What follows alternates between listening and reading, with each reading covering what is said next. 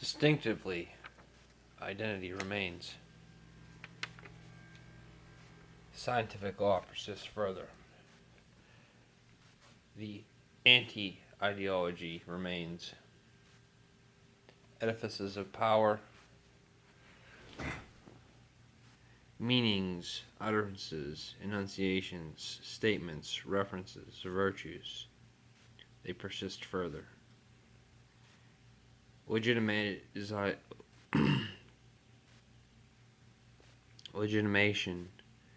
is always in danger.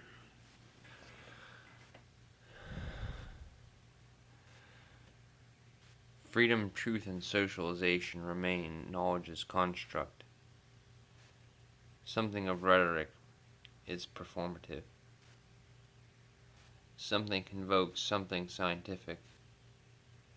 What it is never a symptom. It is always just a label.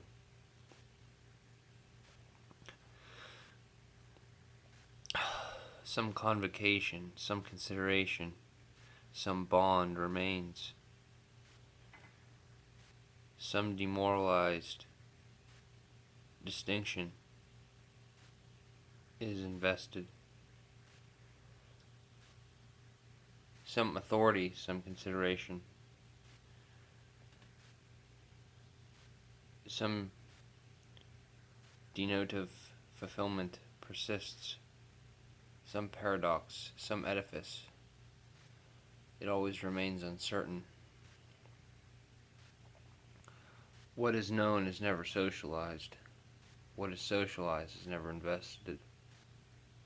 Something is considerable, some danger, some authority beyond science, beyond religion, beyond thought.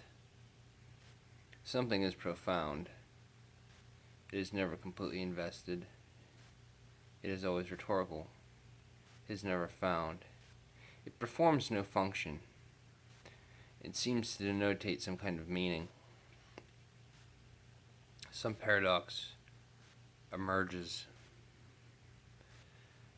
Some bond of freedom becomes a truth.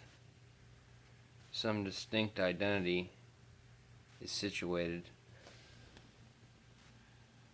Something is liberated from its own enunciation. Some virtue, some referent, some power remains unfulfilled. Some symptom of the edifice itself remains in paradox. Some law, some subject, some legitimation, some consideration of danger is always made further. Some knowledge is socialized. Some freedom in its own demoralization is found.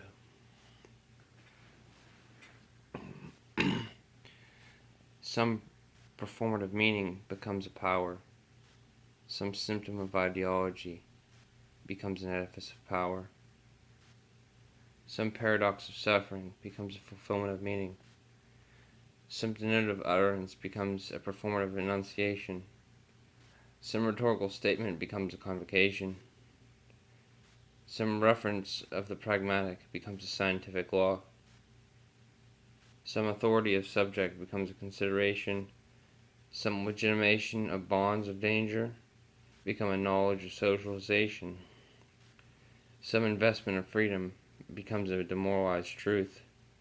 Some distinct identity becomes a corrected situation.